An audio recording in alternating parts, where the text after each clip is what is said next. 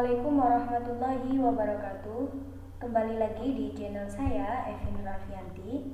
Dan di video kali ini saya akan menjelaskan mengenai regresi linear berganda.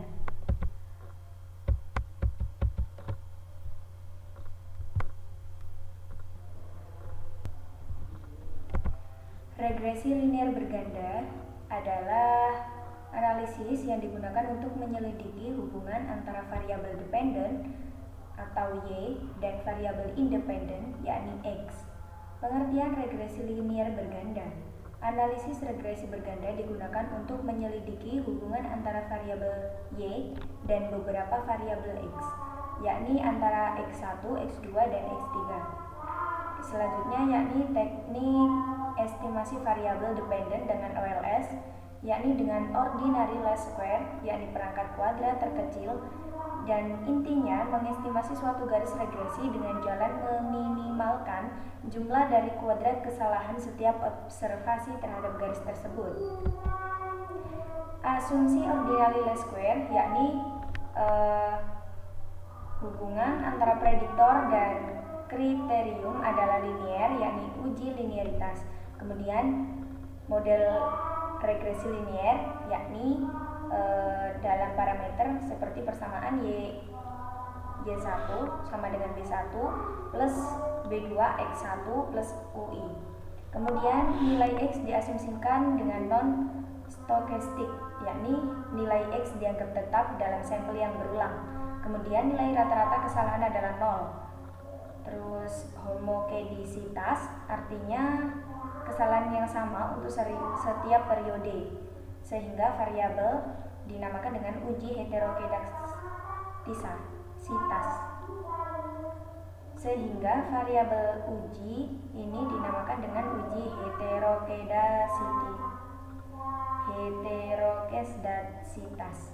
Kemudian tidak ada autokorelasi antara kesalahan antar UI dan UJ, tidak ada korelasi sehingga COV sama dengan 0. Kemudian ini dinamakan dengan uji autokorelasi. Asumsi regresi linear berganda itu ada dua, yakni data dan asumsi. Kemudian menilai goodness of fit suatu model, yakni ada 3. Yang pertama yaitu koefisien determinasi dengan menggunakan R kuadrat, kemudian uji statistik F secara keseluruhan, kemudian uji statistik parsial. Kemudian koefisien determinasi itu mengukur seberapa jauh kemampuan model dalam menerangkan variasi variabel Y. Kemudian 0 lebih kecil dari R kuadrat, kemudian lebih kecil sama dengan dari 1.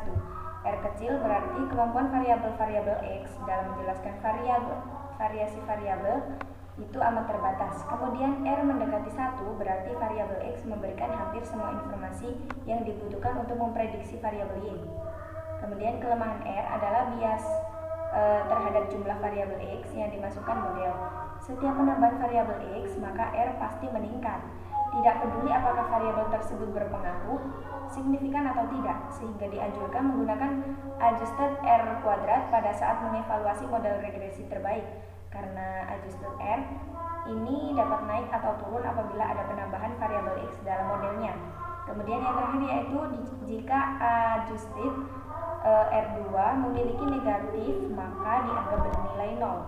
Kemudian uji statistik F ini secara keseluruhan, maka secara simultan sama dengan 0. H0 sama dengan B1 sama dengan B2 sama dengan sampai dengan BK sama dengan 0. Kemudian HA-nya tidak sama dengan 0. Kemudian uji signifikansi secara keseluruhan terhadap garis regresi yang diobservasi maupun estimasi apakah Y berhubungan linear terhadap X1, X2, dan X3-nya. Kemudian uji F ini menggunakan quick log, yakni jika F lebih besar dari 4 maka tolak 0, yakni pada alfa 5%. Kemudian F hitung lebih besar dari F tabel maka tolak 0. Variasi X secara serentak dan signifikan mempengaruhi variabel Y. Yang selanjutnya yakni uji statistik T. Ini menunjukkan seberapa jauh antara variabel X secara individual menjelaskan variasi variabel Y. H0 artinya B1 sama dengan 0, yakni apakah suatu variabel X bukan merupakan penjelas yang signifikan terhadap variabel Y. Kemudian HA-nya B1 tidak sama dengan 0, artinya variabel ini merupakan penjelas yang signifikan terhadap variabel Y. Kemudian kriteria uji T dengan quick log ini jika DF lebih besar sama dengan 20 dengan alfa sama dengan 5% atau T lebih besar plus sama dengan 2, maka tolak H0. Variasi variabel X secara individu dan signifikan mempengaruhi variabel Y. Kemudian T hitung lebih besar dari T tabel, maka tolak H0. Variabel X secara individual dan signifikan mempengaruhi variabel Y. Persamaan regresi linier berganda bisa dituliskan sama dengan Y sama dengan alfa plus B1 X1 plus B2 X2 plus sampai dengan B N XN plus E, di mana Y adalah variabel yang terikat, kemudian alfa ini adalah konstanta regresi atau titik potongnya, kemudian B1 ini koefisien regresi yang disebut dengan pengaruh, kemudian X1 X2 ini variabel bebas, kemudian E ini sama dengan 0. Contoh kasusnya, seorang peneliti ingin mengetahui apakah ada hubungan antara rata-rata nilai ujian nasional, skor UMPT dan nilai tes potensi akademik dengan nilai indeks prestasi semester pertama mahasiswa di suatu perguruan tinggi. Untuk itu dilakukan penelitian untuk menguji apakah ada hubungan antara rata-rata dengan UMPT, TPA dengan IP di suatu perguruan tinggi. Berdasarkan sampel 30 subjek yang diambil secara random, diperoleh data sebagai berikut. Nah, kemudian IP ini sama dengan Y, kemudian X1 sampai X3-nya, X1-nya UNAS yakni ujian nasional, kemudian X2-nya UMPT yakni ujian masuk perguruan tinggi, dan yang ketiga yaitu TPA yakni tes potensi akademik. Nah, ini adalah langkah-langkahnya. Yang pertama yaitu kita buka data pada SPSS.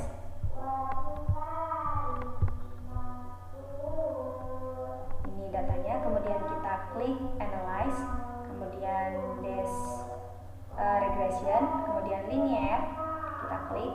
Nah, IP kita masukkan ke dalam dependent, kemudian UNAS, UMPT, dan TPA-nya kita masukkan ke variabel independence. Kemudian kita klik OK, maka akan muncul output seperti ini. Output berikut ini akan kita jelaskan pada PowerPoint-nya. Oke, yang pertama yaitu analisis pengolahan datanya. Persamaan regresi yang diperoleh IP sama dengan 19,122 dikurangi 0,024 yakni dari UNAS, kemudian ditambah dengan UMPT yang berjumlah 0,023 dan ditambah dengan TPA yakni 0,046 dan ditambah E. Kemudian konstanta menemukan 19,122 menyatakan jika variabel independen dianggap konstan, maka rata-rata IP-nya sebesar 19,122. Signifikankah persamaan di atas? Mari kita jelaskan. Untuk yang pertama yaitu H0 jika sama dengan B1 sama dengan B2 sampai dengan B4 ini secara serempak variabel X terhadap variabel Y. Kemudian jika terima H0 maka ini tidak ada pengaruhnya. Kemudian kalau H1 ini tidak sama dengan B1, B2 sampai dengan B4. Nah, jika H1-nya tidak terima H0 maka ada pengaruh secara serempak variabel X terhadap variabel Y. Karena nilai signifikan alfa atau 0,05 ini dinamakan titik ukurnya. Jika alfanya 0,05, jika nilainya itu lebih kecil dari 0,05 maka dia dinamakan sebagai tolak H0. Sehingga model regresi dapat digunakan untuk memprediksi IP atau UNAS, UMPT, dan TPA secara bersama-sama berpengaruh terhadap IP. Kemudian untuk variabel X1 di H0 sama dengan B1-nya sama dengan 0, ini dinamakan tidak ada pengaruhnya. Kemudian kalau H1 tolak tidak sama dengan 0, maka ada pengaruh antara variabel X1 terhadap Y.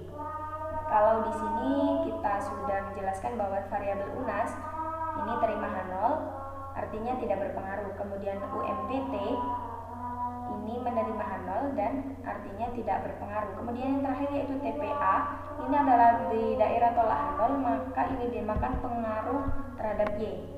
Kemudian adjusted R square ini analisis hasil pengolahan datanya.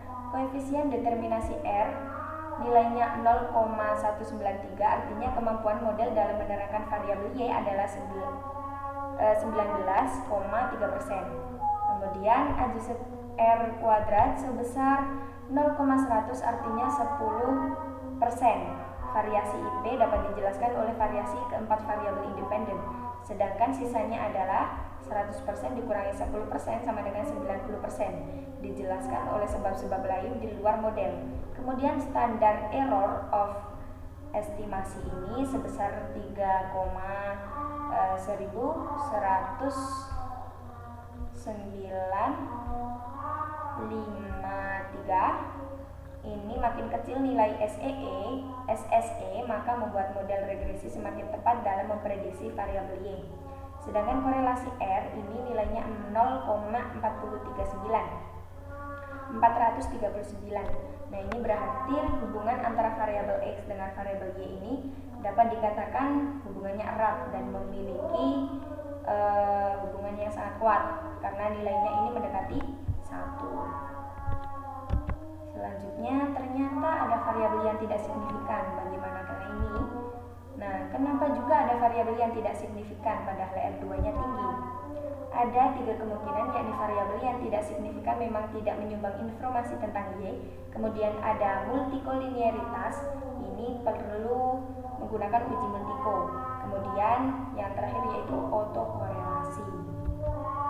Terima kasih.